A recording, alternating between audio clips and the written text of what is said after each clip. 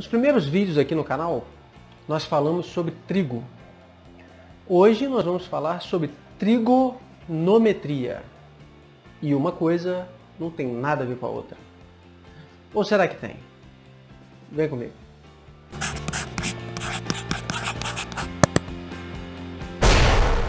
Trigonometria é mais um daqueles assuntos que parece ser muito mais complicado do que realmente é. E muitas vezes a pessoa fala assim, isso aí é mais um daqueles que a gente nunca vai usar na vida. Né? Mais dessas coisas que a gente vê só na escola e nunca mais vai precisar. Bom, uma coisa é você nunca ter que fazer cálculos trigonométricos. Outra coisa é você nunca precisar da trigonometria. São coisas diferentes. Bom, enquanto você decide aí se você precisa ou não da trigonometria, você pode deixar aí o seu like, você pode se inscrever no canal, você pode ligar o sininho. São 3 pontos de um triângulo que serve para fortalecer o canal. E mais um detalhe, eu vou deixar aqui na descrição o link para livros de matemática que eu gosto e que eu leio e que servem de base para esses vídeos. Vou deixar também link para a página de jogos de tabuleiro, que é outro assunto aqui do canal, e também link para a página de quebra-cabeças, que também é outro assunto que a gente costuma falar aqui. Se você quiser apoiar o canal, considere dar uma olhada nesses links e talvez até comprar algo que te interesse. Vamos ao vídeo. No início do século XX foi descoberta uma tabuinha cuneiforme babilônica, datava de 1800 a.C. Se você quer saber um pouco mais sobre essas tabuinhas cuneiformes, eu vou deixar aqui o link para um vídeo onde eu falo um pouquinho sobre elas. E o que tinha nessa tabuinha com essa escrita no estilo cuneiforme? Estudo sobre triângulos. Vejam, quase 2000 anos antes de Cristo. Na mesma época que os babilônios estudavam aí os triângulos, os egípcios também faziam a mesma coisa. Nós temos o exemplo do papiro de Hind, que também tem vídeo aqui no canal, vou deixar aqui nos cards, que mostra cálculos, raiz quadrada e diversas outras coisas, incluindo cálculo de triângulos. Então os egípcios também se interessavam. Aí nós perguntamos por que os babilônicos e os egípcios, há quase 4.000, 5.000 anos atrás, se interessavam por triângulos. Bom, e os egípcios nós sabemos que eram entendidos disso, né? As pirâmides são prova de que eles dominavam aí a arte dos triângulos. Mas por quê? Por que isso foi algo que se iniciou bem cedo na história da humanidade? Tanto os egípcios como os babilônios, eles tinham uma sociedade muito ligada à agricultura, né? Os babilônios à margem do rio Eufrates e os egípcios às margens do rio Nilo. Então, nós sabemos que o rio Nilo ele foi fundamental para a história dos egípcios, né? O Nilo ele tem período de cheias, onde ele inunda as suas margens, e depois de um período ele retrocede as águas. E quando ele faz isso, ele deixa as terras férteis, prontas para serem cultivadas. Então imagine você vivendo há 5.000 anos atrás, nas margens do Nilo, e você era um proprietário de terra, um agricultor. E aí você tinha lá suas terras próximas ao rio Nilo. Aí o rio vinha e inundava. Pronto, você não sabe mais o que é sua terra, está debaixo d'água. Aí o rio ia e voltava. Aí você tinha que lembrar onde eram suas terras, junto com outros agricultores. Como fazer isso, né? Em função dessa necessidade de marcação de terra, distribuição de lotes de terreno, de agricultura, os egípcios, tanto quanto os babilônios, desenvolveram várias técnicas matemáticas para se assegurar de que as terras estavam bem distribuídas corretamente entre os seus agricultores. E dentro dessas técnicas estão as técnicas para dominar os triângulos. Né? Mas por que isso? Por que triângulos? Né? Eu vou tentar mostrar aqui, de forma bem simples, e bem prática, por que o triângulo é uma figura tão importante na matemática. Vejam só, imagina que eu te peço para você montar para mim um polígono de 4 lados iguais. Cada lado medindo aí 10, 15 centímetros, mas 4 lados iguais. Que objeto vem à sua cabeça? Veja se você pensou em algo assim. Você pensou num quadrado? Muito bem. Polígono de 4 lados, os 4 lados do mesmo tamanho. Cada lado 10 centímetros. Tá certo. Agora veja, esse mesmo polígono de 4 lados, que é um quadrado, eu posso fazer isso aqui, ó. O que mudou? Ele continua sendo um polígono de 4 lados, todos os lados tendo o mesmo tamanho. Mas não é mais um quadrado. Por quê? Porque os ângulos internos mudaram. Para ser um quadrado, ele tem que ser um polígono de 4 lados iguais e internamente os ângulos dele aqui, ó, tem que ser de 90 graus. Ele tem que ter ângulos retos. Então veja, qualquer polígono com 4 lados ou mais, ainda que os lados se mantenham do mesmo tamanho, quaisquer que seja o tamanho, não precisa ser lados iguais não, pode ser lados diferentes. Mas mesmo que os lados se mantenham sem alterar de tamanho, eu posso mudar a figura alterando os ângulos. Certo? Guardem essa informação. Agora veja o que acontece se eu fizer isso aqui, ó. Pegar uma peça e vou, ao invés de ter um polígono de 4 lados, eu vou ter 2 polígonos de 3 lados. Ou 2 triângulos. Tá correto? Veja que com 2 triângulos, ó, eu não consigo mais alterar os ângulos internos. Então a diferença do triângulo para os outros polígonos é que você não consegue alterar o triângulo sem alterar o tamanho dos lados.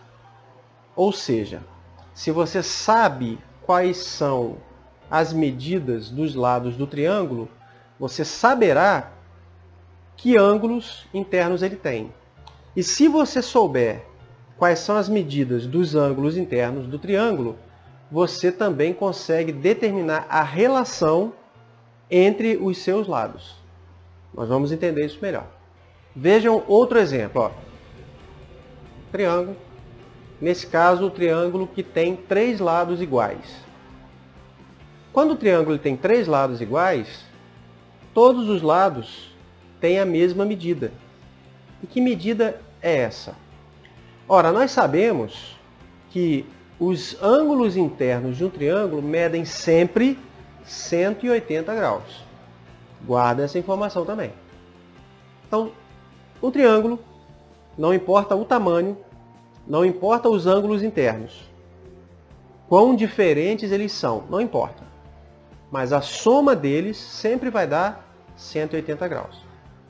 Bom, aí é fácil, né? Se você tem um triângulo que tem 3 ângulos iguais, 180 dividido por 3, 3 vezes 6, 18, então 60 graus. Então eu tenho aqui um triângulo que tem 3 ângulos internos iguais, logo 3 ângulos de 60 graus.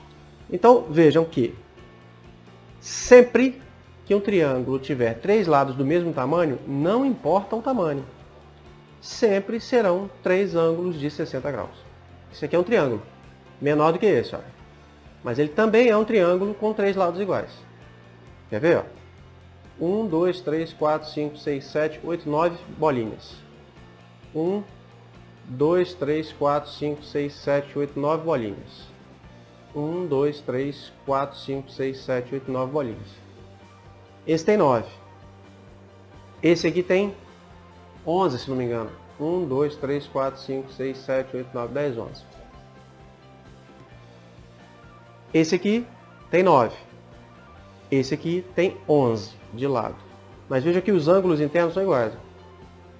Eles se encaixam perfeitamente. Ó. Tá vendo?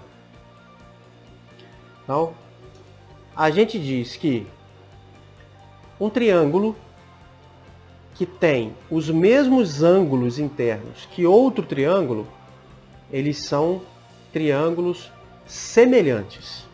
E isso é extremamente importante, porque triângulos semelhantes, vejam, não importa o tamanho dos lados, os ângulos internos serão iguais. Guardem mais essa informação. Muito bem, então, o que nós podemos concluir até o momento? Então um triângulo sempre terá 180 graus a soma dos seus ângulos internos. Os ângulos internos não mudarão, a não ser que você mude o tamanho dos lados. Então, se os lados do triângulo se mantêm os mesmos, os ângulos nunca irão mudar.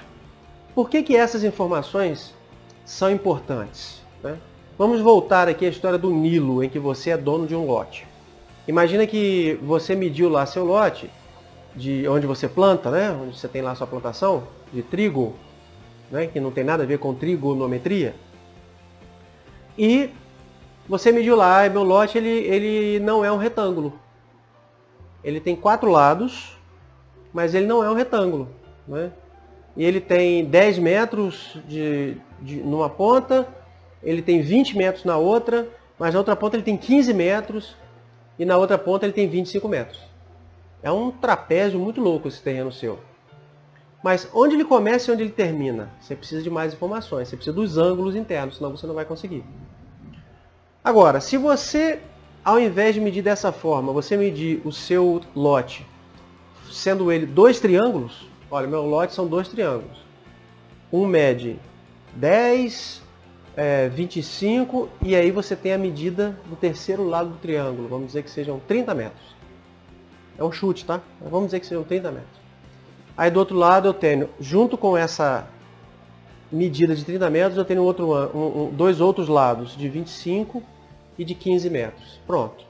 Você não precisa saber os ângulos envolvidos, porque essas medidas de 2 triângulos já vão determinar exatamente o tamanho do seu lote. Então veja que é muito mais seguro você fazer medidas de triângulos do que de polígonos de 4, 5 lados, sem que você saiba exatamente os ângulos internos. A não ser que você esteja, claro, falando de polígonos regulares, como quadrados, retângulos, aí é outro caso. Mas em se falando de polígonos que não são regulares, os triângulos facilitam essas medições. Outra conclusão prática em relação aos triângulos foi que nós falamos sobre triângulos semelhantes. Vou mostrar para vocês uma figura. Vejam só. Vejam aí, nós temos um triângulo retângulo, né? Ele tem um ângulo reto e eu não sei quanto medem os outros ângulos. Então está aí os 2 ângulos do triângulo retângulo que nós temos. Nós vamos chamar um de A e o outro de B. Agora vejam que eu vou pegar esse mesmo triângulo e vou a partir dele formar um segundo triângulo. Notem que esse triângulo ele foi apenas cortado dentro do triângulo maior. Ele também tem um ângulo reto. O ângulo A permanece o mesmo. E vejam que o ângulo B também vai permanecer o mesmo. Ou seja, nós temos 2 triângulos que eu não sei quais são as suas medidas, mas eu sei que eles são semelhantes. Ou seja, a relação entre os seus lados será sempre a mesma. O que eu quero dizer com a relação entre os seus lados? Então, se eu dividir, por exemplo, a base pela altura do triângulo menor, eu vou ter um valor. Se eu dividir a base pela altura do triângulo maior, ele vai ter o mesmo valor. A relação vai ser a mesma. E assim vai se dar também pela hipotenusa pela base, hipotenusa pelo lado. Os valores vão se manter porque eles são semelhantes. Qual a importância disso? Vamos dar um exemplo para você. Vejam aí nessa imagem. Vou mostrar para vocês a Estátua da Liberdade. Prestem atenção nela aí. Agora imagine que você quer medir a altura da Estátua da Liberdade. Você não sabe quanto que ela mede. Mas, nesse momento em que você está em frente à Estátua da Liberdade, ela faz uma sombra no chão. Então você está observando a estátua, o sol bateu na estátua e formou uma sombra de 10 metros no chão. Então você tem aí 2 informações importantes. A sombra, que você já sabe, são 10 metros. Você mediu lá no chão, facinho de medir. A estátua, você não sabe quanto que ela mede, mas você sabe que ela está formando um ângulo reto. A estátua mais a base, mais a sombra dela no chão. Não é o ângulo reto que ela faz? E se você ligar a ponta da sombra até a ponta da estátua, você vai ter um triângulo retângulo. Correto? Então você tem um triângulo retângulo formado pela estátua, a sombra da estátua e a linha imaginária, que seria a hipotenusa, que vai da ponta da estátua até a ponta da sombra. Com essas informações, você já consegue medir a estátua, saber quanto que ela mede. Sabe como? Ora, você pode pegar, por exemplo, uma vassoura, um cabo de vassoura, e colocar ele em pé no chão, rente ao chão, fazendo um ângulo de 90 graus com o chão. O que vai acontecer? Ele vai projetar uma sombra. Então vamos supor que seu cabo de vassoura que você colocou no chão, ele mede 1 metro.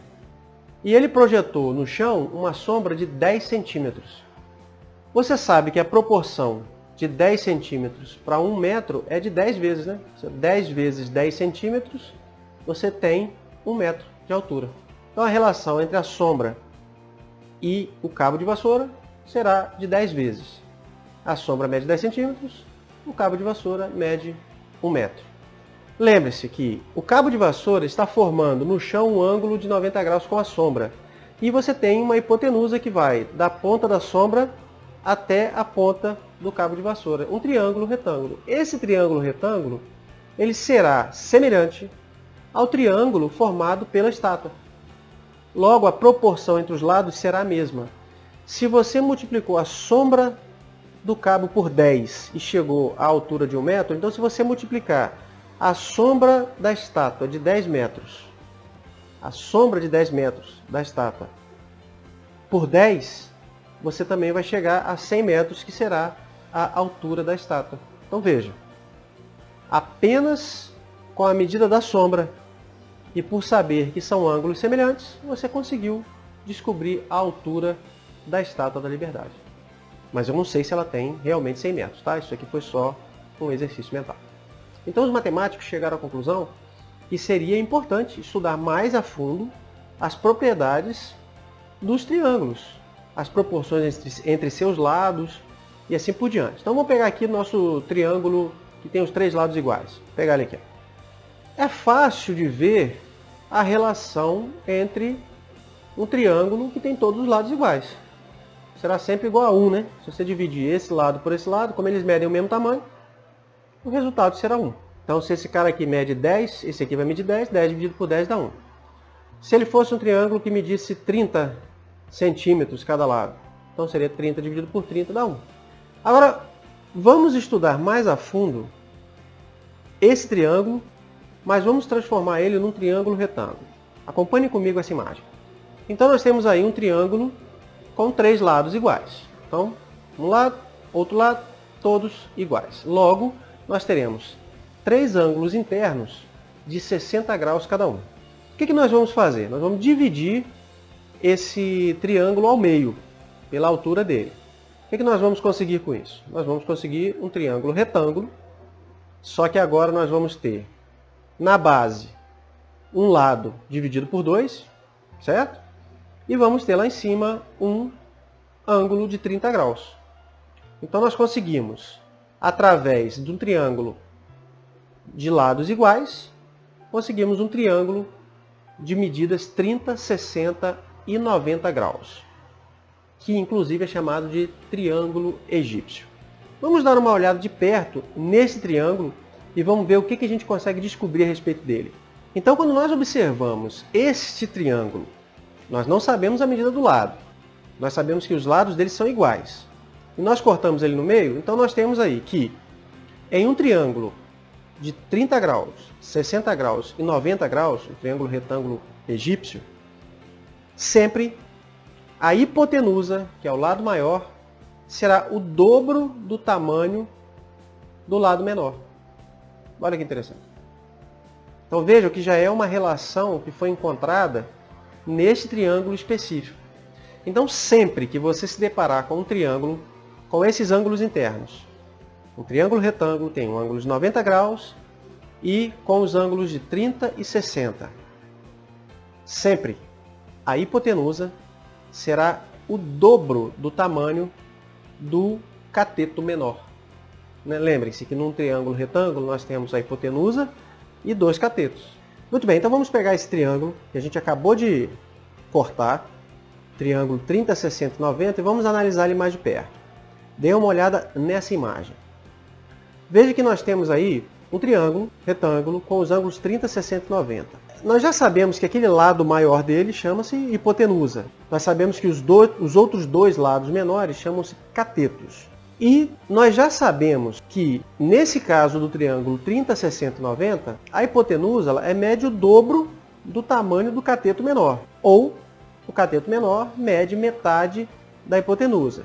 Então, nós vamos chamar o cateto menor de A, ele é igual à hipotenusa H dividido por 2. Como é que eu faço para descobrir o tamanho do lado maior, que não é a hipotenusa, do segundo cateto? Bom, nós temos aí, nós vamos chamar ele de B, nós temos o Teorema de Pitágoras para nos ajudar, onde nós sabemos que o quadrado da hipotenusa é igual à soma dos quadrados do cateto. Se você quiser saber mais sobre Pitágoras, vou deixar aqui nos cards o vídeo sobre Pitágoras e sobre como você verificar que essa lei é uma verdade. Então veja, ao aplicarmos o Teorema de Pitágoras, nós chegamos à conclusão que num triângulo de 30, 60, 90, o cateto que fica perto do ângulo de 30 graus ali, ó, que é o cateto maior, ele vai medir a hipotenusa vezes a raiz de 3 sobre 2. A aplicação útil disso é que, se você estiver perante um triângulo retângulo com medidas 30, 60 e 90, se você souber a medida de um dos lados, você consegue calcular todos os outros, porque basta você aplicar essas proporções aí. Essa é a importância de você entender esse sistema de proporções dos lados do triângulo. É por isso que esse estudo ele se desenvolveu. Ele se desenvolveu tanto a ponto de chegar não só ao triângulo de 30, 60 e 90. Passou-se então a estudar todas as proporções dos lados de qualquer triângulo retângulo e as suas aplicações advindas disso. Vamos ver aqui mais uma imagem interessante, só que agora de um triângulo genérico.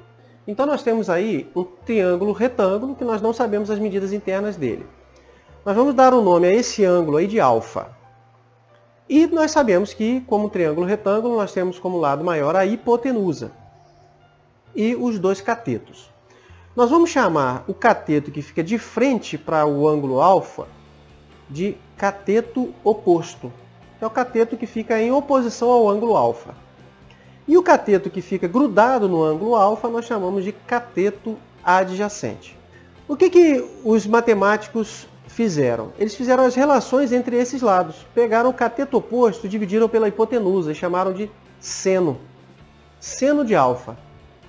Pegaram o cateto adjacente e dividiram pela hipotenusa e chamaram de cosseno de alfa.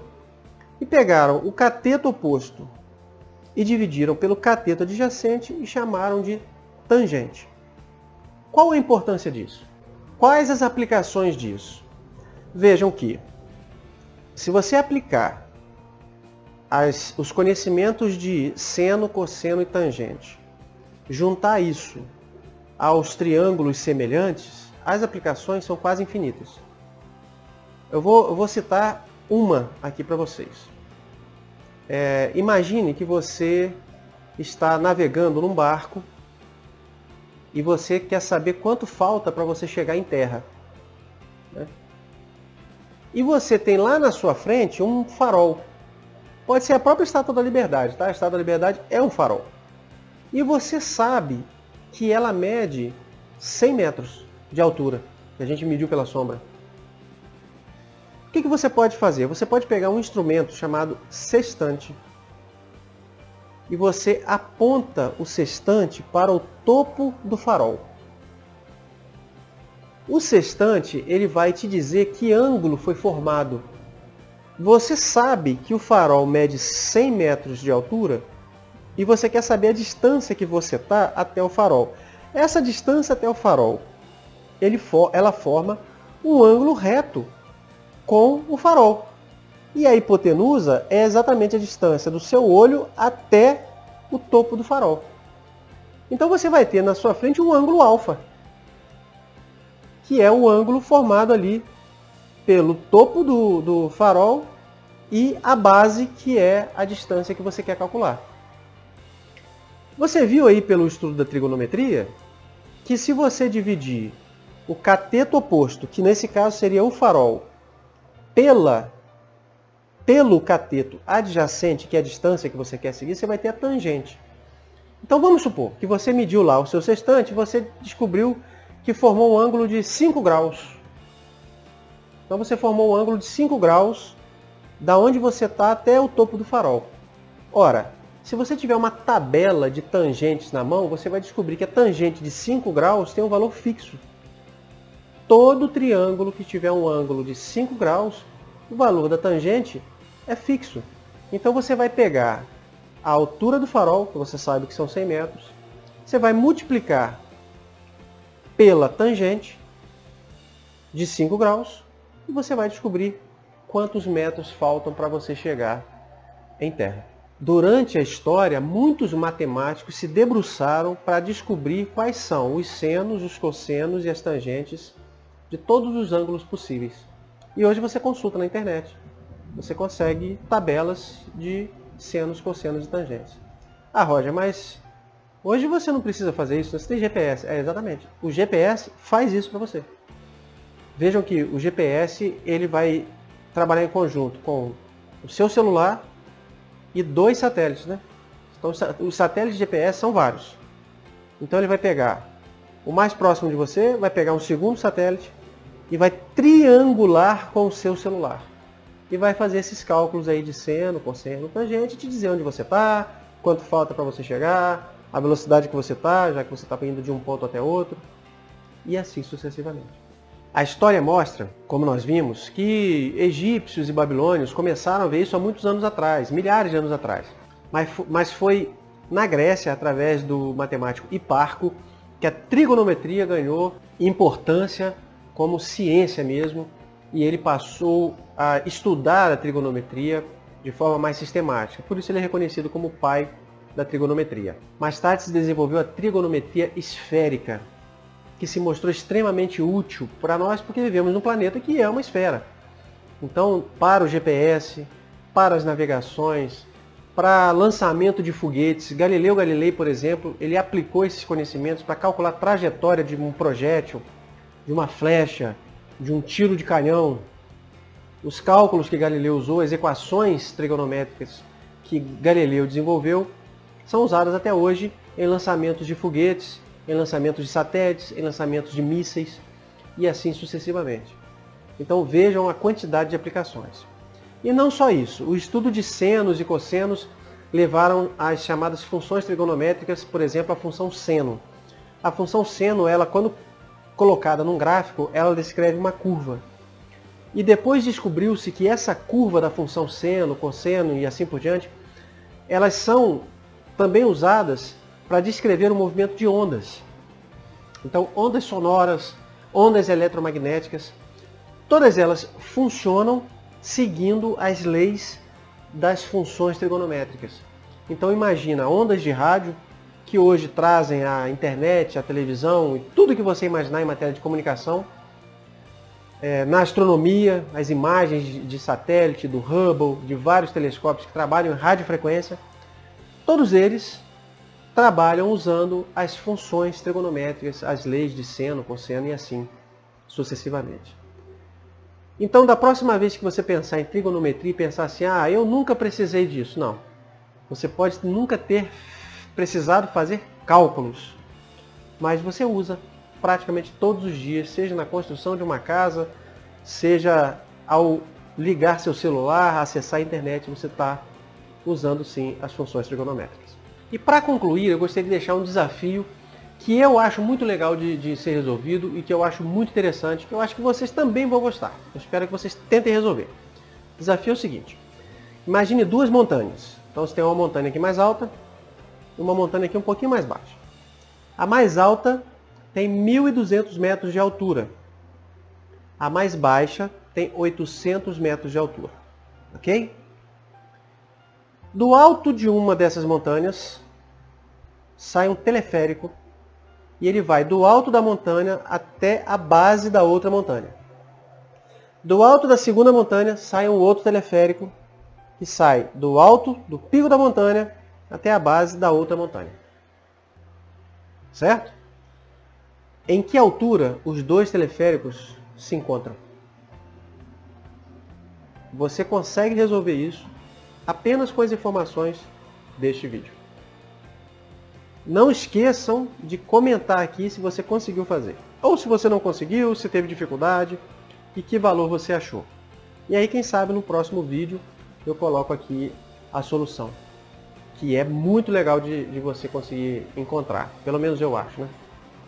E não esqueça de deixar aqui também o seu like, não esqueça de deixar o seu joinha, não esqueça de se inscrever no canal, de ligar o sininho, de compartilhar com seus amigos, de visitar aqui, né, os links que eu vou deixar que fazem referência aos livros que eu gosto bastante, que eu uso aqui para o canal. E assim você ajuda a fortalecer o canal e a gente manter essas histórias que eu acho bastante interessantes. E eu acredito que vocês acham também. Um abraço e até a próxima.